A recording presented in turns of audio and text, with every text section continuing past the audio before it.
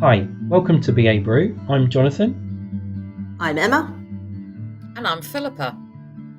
And today we're going to be talking about a really important subject that's really quite close to my heart, and it is the subject of psychological safety. I'm delighted that we've got Emma Lee with us as a special guest today to help us with this particular podcast. So thank you for joining, Emma. Really good to see you again. Emma, just for the listeners and viewers, could I ask for you to give a little intro to yourself, please? No problems. Yes. So my name's Emma. I'm Chief Psychologist with Matthew Syed Consulting. And we absolutely kind of specialize in things like developing a growth mindset, creating diverse thinking organizations, and absolutely looking at psychological safety and team dynamics with different organizations. Wow, brilliant. And thank you for that quick intro. So we're going to jump in with the first question. And what I'm interested to know is, what is psychological safety? And I'm going to go direct back to you, Emma, and then Philippa, if you could join in. What is psychological safety for you, Emma? Yeah, it's about actually having a really positive team environment where people can speak up and essentially be themselves. So not holding back because they're kind of worried about the consequences of saying something wrong, but being confident enough to talk about improvements or, have a different opinion, for example. And this, for our listeners and viewers, is being able to use your voice to ask questions to help organizations with their work that they're doing is a real key part of the role of the change practitioner, be them a business analyst or product owner or service designer. They've got to be able to ask questions and to put forward their ideas. It's really key. So no, thank you for that. Philippa, anything you'd add in terms of what is psychological safety? And I've got a bonus question for you, Philippa. What is not psychological safety, if you're happy to tackle that? Okay. For me, psychological safety is an environment in which people feel comfortable and confident in admitting their mistakes. It's also an environment in which people can come forward with ideas, but admitting their mistakes is key. And I've been in learning and development since 1992, and it's a learning environment. If you're not able to admit to your mistakes, either as an individual or a team, learning can't happen. So an organization can't develop its talent. And for me, it's really important. So what isn't psychological safety, to go to the other part of your question, Jonathan? That's quite tricky. Psychological safety isn't just about being nice and agreeing with everything that people say. There's something, I don't know if anybody's come across it, I'm sure Emma has, called, there's a concept called ruinous empathy, which is being caring for another person, but not ever feeling able or confident to challenge them on their ideas or their thinking. And nobody benefits in that environment. So yes, that's what psychological safety isn't, for me anyway. So it's that everyone's being nice or trying to be nice, but by doing that, by not being honest, not being transparent with their ideas and thoughts and feedback, it actually causes the opposite in terms of you're not safe because you don't know if people are actually being open with you. I've seen I've heard a good example of this. So if you imagine a colleague wearing trousers, has been out for a coffee break or and a comfort break, comes back into the office and their fly is undone. Ruinous empathy means keeping quiet because you don't want to embarrass them. I love that example. So if I've ever got some food on my chin, Philippa, you'll tell me, Jonathan, you've got food on your chin. Absolutely. But I'd whisper if I was, mindful of psychological safety, I'd probably whisper it to you privately rather than shout about it. Hey, Jonathan, you've got some food on your chin. So everybody in the office looks and notices that dribble of tomato ketchup on your chin. Yeah. And it's important, isn't it? If we're giving feedback, But we think about that context. Who's the audience? Is it the right time? Am I doing Yeah. it? Just by whispering it, you're helping that person to feel safe potentially, but you are giving them the feedback that they need. Yes. So no, I like that. So I've Yeah. got some ideas on this answer to this question I'm about to ask you, but and we've started already to talk about this, but why is this important? Why is psychological safety a really critical thing for people and organizations? Emma, do you want to jump in on this? Why are Yeah. you passionate about this subject? Why is it Yeah, important? definitely. I mean, there's loads of studies about this as well, so it's well backed up by those research studies that actually, if you have a team where you do have this strong psychological safety, where people are comfortable speaking up about all kinds of things and not kind of having to feel like they filter their responses a lot, you get, in the team environment, you get more information sharing, for example, you get more creative solutions to problems because you're hearing more and diverse perspectives about things.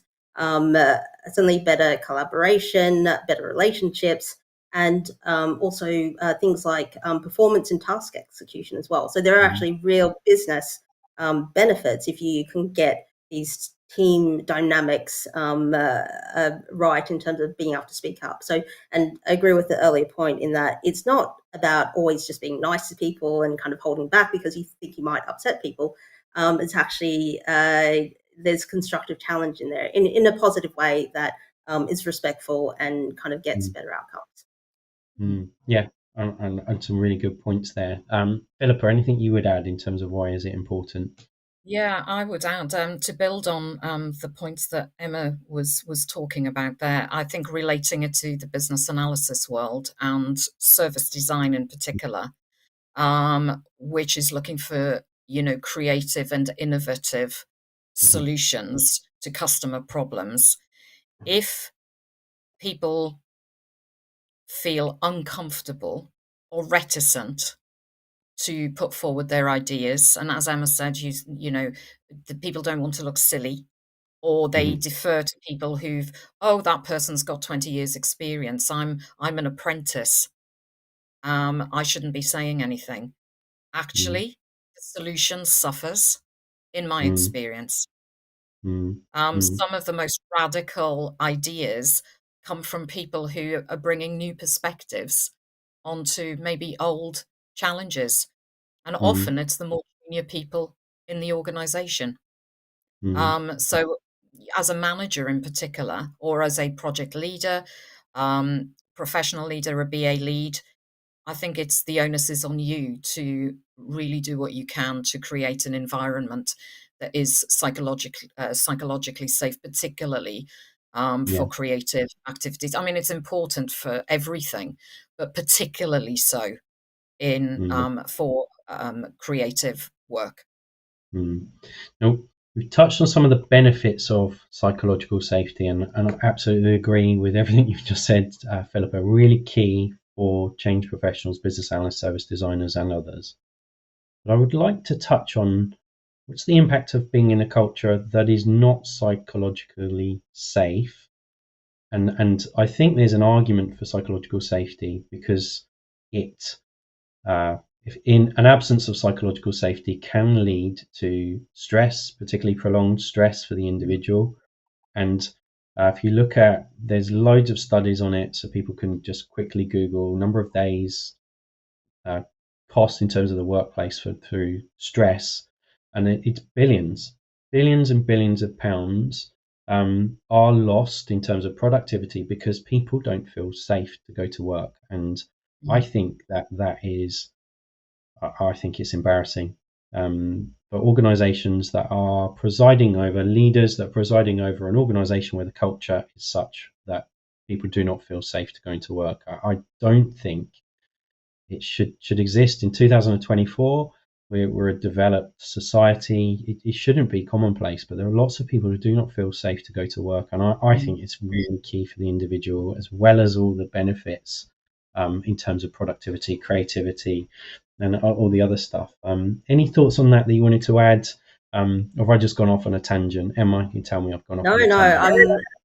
Yeah, absolutely. So, I mean, we've also done some research more at a kind of team level about what happens when it's absent, basically. So, definitely, it has an impact on the individuals. And when we ask about, what gets in the way of people speaking up, it's a lot around kind of fear, fear of Mm, looking silly, fear of being shouted at, or kind of ideas dismissed, and that kind of thing, which obviously has a link to that. Kind of stress side of things and things like turnover as well. So from a team Mm. perspective, that's what's happening, and mhm, let alone the impact on performance there as well. mm, If you kind of look at it at a broader organizational perspective, uh, the if we're not hearing that constructive challenge, some ideas might be kind of proposed, but actually it mhm. might not be a great idea. It might be a terrible idea, in Yeah. fact, but the leaders put it forward, and people aren't disagreeing with that, and so it does also have this kind of um, impact on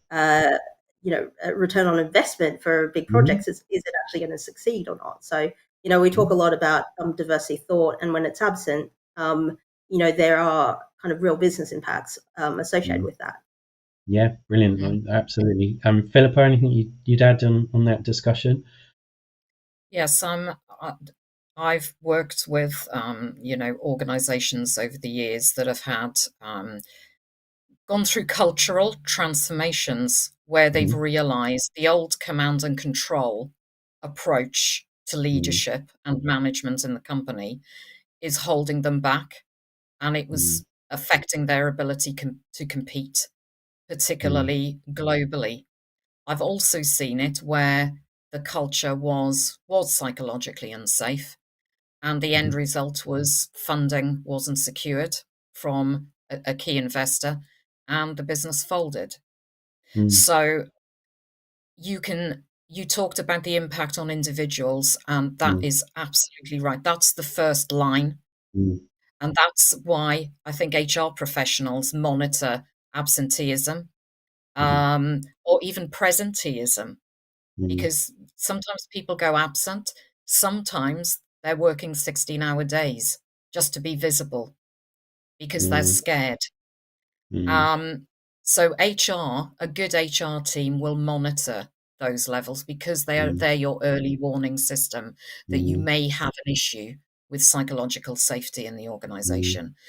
But Yeah. the effects of not dealing with it and not creating a psychologically safe environment at individual and team level can have much greater impacts on the Mm, organization as a whole. And I yeah. think that it's probably important to flag that as well. Yeah. Yeah. Mm. Absolutely. Now, I'm gonna ask Emma to jump in on this one because what I'd like to look at is some of the behaviours that we'd expect to see in a team that is psychologically safe. Emma, are you happy to share some of your thoughts on this? Yeah, definitely. So absolutely possible to measure levels of psychological safety, and it's not just one thing. It's kind of got different dimensions to it. So I'll kind of mention the ones that we look essentially. So first one is around kind of equal contributions or inclusion. So the research tells us that actually one good indicator that there is strong psychological safety is that actually each member of the team has more or less equal contributions. It's not just a few voices Hmm. dominating those discussions or having the say in decisions, for example. So you can almost kind of rate yourself on this on a 1 to 5. To what extent are we getting equal contributions Hmm. in your team? So that's kind of one area. Another area is actually around actually kind of what I would say true collaboration or working together. Are we just kind of operating as individuals doing our own thing, or do we have those shared goals? So again, where are Hmm. you on that continuum? So third one being around constructive challenge. So people do often think about this in terms of speaking up. And there's different Hmm. ways that we can speak up, some easier than others. So suggesting an improvement, that's kind of relatively easy one.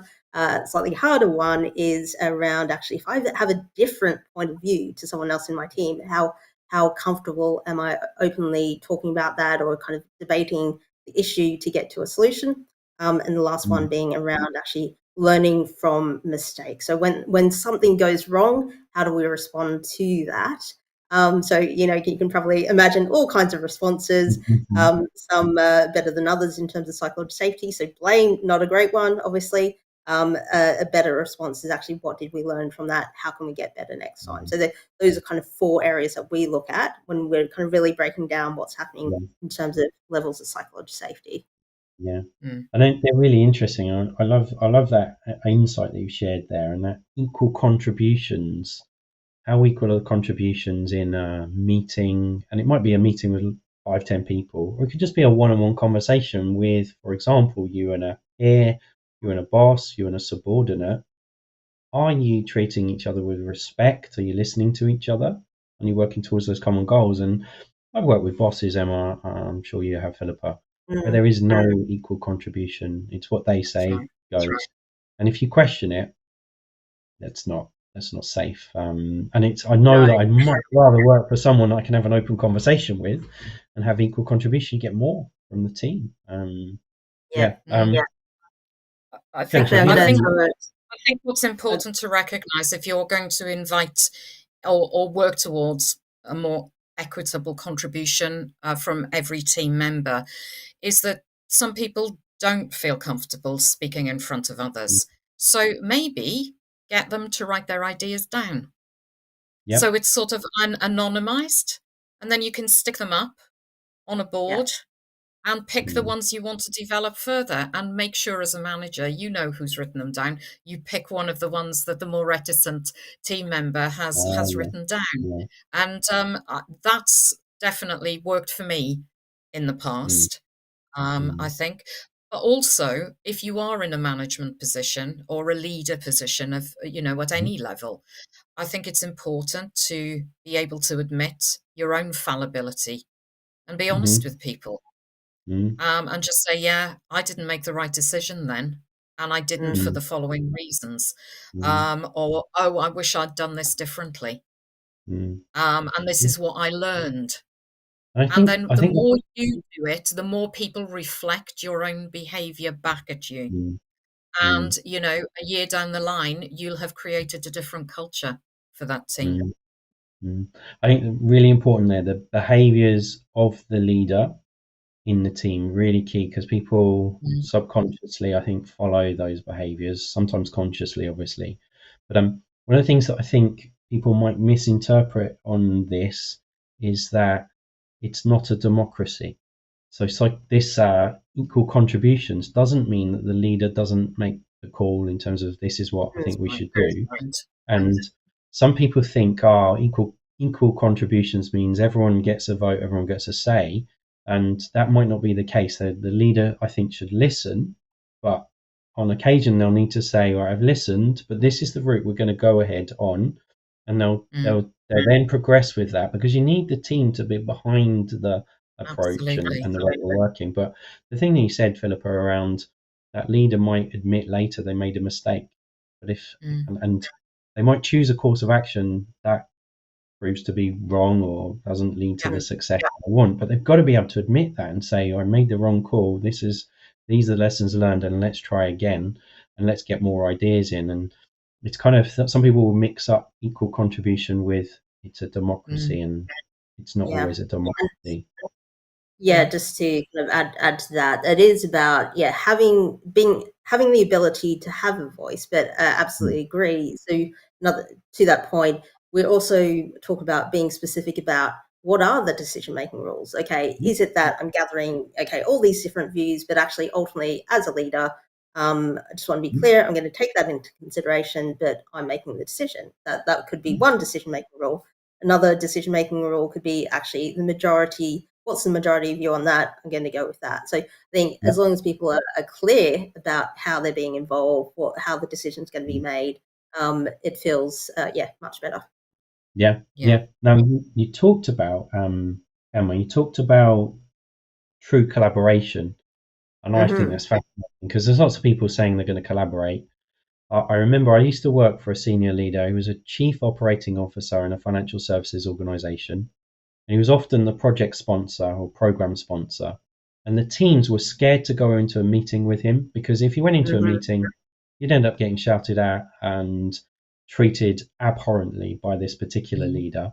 Now, about a year later, that person got a new boss, and that new boss said, I want the organisation to work in an agile manner. he started going around talking about collaboration and how we all need to fail faster was his language. And everyone was scared to fail, and no one wanted to Yep. collaborate with him because they couldn't trust him. And it's kind of true collaboration. I think it's really very powerful, and I think is a benefit of psychological safety. Philippa, have you seen this where the leaders, they're not really collaborating, the teams aren't really collaborating at all? Yeah, absolutely. It's And yeah, you see it everywhere where people defer to somebody senior. Mm, They know that what's being proposed is a bad idea, and they mm, know the reasons why it's a bad idea, but they just keep quiet. mm, It Mhm. and yeah, as a result, projects fail. Um, mm, the stats on why projects fail are, particularly IT projects mhm, fail, are very high. mhm. And I think the whole question about psychological safety has got a big role to Yeah, play in yeah, that. I I'm sure agree. you do. Well, I think I there's know a very Jonathan agree. Yeah. there's quite a strong relationship to trust as well, and something that we see in with the clients we work with and the research we do is sometimes there's a gap between what people say they do and actually what they do, or what they know is good to do and actually what they do as well. So I think intuitively we can all probably say that you having something like psychological safety is probably a good thing for the team, but in practice we do see this gap between knowing what you should do Mm, and actually what's happening in doing reality. it. Mm, Yeah, and I think it links to, you talked about constructive challenge as well, Emma, Mm, and it kind of links to that theme of trust.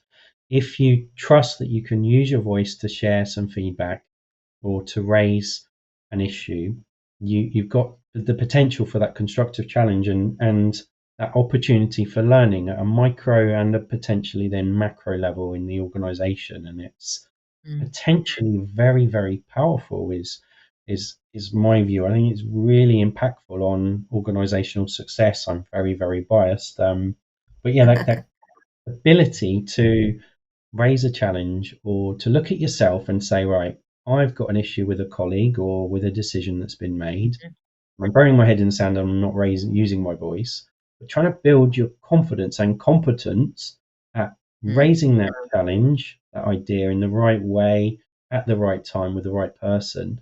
It takes a mm. lot of work, I think. And Philippa, this is more your area, but kind of coaching and yeah. mentoring and advice on I that. think I think all of us, without exception, are able to improve our communication skills in Mm, some way. And then to be able to engage in constructive criticism where people are still listening to you, but not taking things personally. And mm, I do think that development is important, and perhaps the best way is coaching. So you can learn mm, general techniques on, a training course, which are brilliant, and that gives you some tools. But actually, to get good at it, you mm, need to be able to work through those particular situations that you find yourself in, where either you're holding back or the way you've approached it has been yeah, counterproductive. And a mm, coach can help steer you or help mm, you steer yourself through those situations when mm, they crop up in future. yeah. So I think it's a Someone learning said, and development issue. absolutely, and a sounding board of this is what happened, this is how I reacted, what were my alternatives. Doing that in live, in real time with a coach or a mentor or a trusted colleague, you've really got to trust them, haven't you? Um, Yes. I think it could be really useful that feedback. Emma, any other tips on that kind of how do we help Yeah, with people there's a fair bit constructive out challenge? there on the feedback point. So yeah, sometimes you can people tense up just at the word feedback, right? So there's a nice tip, which is actually ask for advice rather than feedback, because Yes. advice sounds less evaluative. It's kind of about improvement. People love to be asked for their advice, so that's a really kind of nice one. Again, backed by some nice research behind that, but a very simple one that you could go off and try, today, tomorrow. Mm, So Yeah. that's one. And another big one, which is actually one of the areas that we've talked about, like how do we respond to things that don't go well, whether it be kind of mistakes, failure is a pretty strong word, How do we respond to things that don't go to plan? So you kind of talked about that almost continuing between immediate blame, who did this, Mhm. where did it go wrong, versus actually taking a bit more considered approach and really getting to kind of root causes of things and actually implementing the learning. So I think there's also just a bit of when we see something not go to plan, thinking about how we react and kind of trying to lean towards more that learning side rather than maybe some of the initial reactions we might have sometimes. Definitely. Yeah. Developing on that, there was a Harvard Business Review article I read, which gave me a really top tip. Which, if a member of your team or a colleague comes to you and said, "Oh God, I've completely muffed up. I've made this mistake," rather than sort of, saying, particularly if you're in a management role, why did you do that? Blah, blah, blah, blah, and react negatively to it, is ask the question, what did you learn? Hmm. Mm. And I Yeah. thought that was brilliant. And I've tried to carry that top tip with Mm. me going forward in terms of responding to Mm. problems that people bring you. And it could be, as I Mm. said, as a colleague or as a manager. Yeah. Yeah. And if you're not learning, that's when I Mm, think it's a problem, because if we keep repeating mistakes and not learn from them, that yeah. has the impact on the individual, the team, and the organisation. It could be huge, couldn't it? Right. But it also snowballs. Yeah. The Yeah. mistake snowballs and gets bigger. Absolutely. Philippa, Thomas Kilman conflict mode. I'm sure it's a model Yeah. close to your heart. Um, Mm, People that are in that avoid kind of mode, they were avoiding the confrontation or the yeah. potential conflict. I think that that model helps me to think through, right, what do I need to do with this issue or potential conflict, and which Yeah. position should I take? Do you use that model, or are Absolutely. you using a different model? No conflict positions. Yeah. Absolutely. We use it in the development programs Mm. that we do. Mm. It's used in the BA team leadership course to Yeah. help people, Yeah. for example, deal with difficult Mm. conversations and Mm. understand where they are on the conflict spectrum, and also how to Yeah. move conflict positions. Yeah. So you need Yeah. to gravitate, towards Yeah. the area where you can collaborate on a mutually acceptable solution. Now, I had an interesting challenge from my daughter, and she had a challenging conversation that she wanted to go into with one of her friends. And what we did was we role played the conversation in advance of having the live conversation. We role played it, and I wonder if, Emma, is that anything you've done in the past where you've got this difficult thing you want to raise, and you might talk it through with someone? Have you ever done role play to try and get over that Yeah, hurdle? yeah, definitely. I would say it's role playing is not my favorite thing, but actually, I know I reckon it really helps. Actually, like just you can think about how you might approach it, but actually, when you're actually saying it and Yeah, practicing it, you kind of seeing what the impact is and seeing what works, and you can yeah, okay, next situation, I'm going to try this, and actually kind of get to yeah. a good place before you have the real conversation. Absolutely. Yeah. Yeah. And the other thing we did in that conversation was we looked at scenarios. So we said, right, what if the Mm. person responds with this? And ahead of time, she was thinking about the scenarios relative to the conversation she was about to have. So she did do the conversation. It went well, by the way. So as a dad, I think I did an okay job, thankfully. Lastly, Emma and Philippa, we mentioned the importance of language in our pre-pod discussions. Any Mm. thoughts on that? Because I think it's really key on this subject. Philippa, do you want to jump in on that? In terms of the language you use and how to Yeah, phrase things. So yeah, yes, you can, uh, you know, um, there's various techniques that you can use out there, but I would seek out some professional training mm, in that area mm, because there's yeah, different models and it's what suits you and your mm, personality preferences. yeah, So yeah. that would be my steer. Brilliant. Mm. Emma, anything you'd add on the importance of language and psychological safety? Yeah, yeah. So, actually, one thing I'll throw in there is actually curiosity is really Mhm. a great skill actually to use as well. So if you're maybe unsure about what the other person thinks, or you think they might have a different opinion, rather than kind of assume, just ask a question. What's your Hmm. view on this? What do you think? Oh, tell me more about that. So actually asking a load of questions so you get a better understanding of different points of view and inviting different points of view, I think is a great one, and hopefully a reasonably easy one to, again, just kind of try out and see what happens. Yeah. When I tried a bit aligned with what you just said there, Emma, as I say, oh, are there any other perspectives on that? What about if we Mm, look at it from this perspective? And then I'm trying to get an exploration of a different idea or a different view without directly saying to them, your idea is terrible, which I might think it's terrible, but I'd modify my language in such a way yeah. that I say, well, is there a different perspective we could take on this? And it doesn't always work, and you might see that as disingenuous, but I'm trying to modify my language to make it acceptable to have the conversation that there might be other perspectives, Yeah. other ways of Mm, It's talking worth about things. it's worth exploring. There's a person called Amy Edmondson Hmm. who has written a book called Radical Candor, Hmm. and it's about how to approach delivering those direct messages, which might be challenging, but Hmm. whilst keeping empathy for other Hmm. people. Because people can be overly aggressive when Hmm. they're delivering a more negative message, Hmm. or they can adopt a ruinous empathy standpoint, which we referred to at the start. Um, and sometimes, people can be manipulative as well Yeah. and quite Yeah. insincere.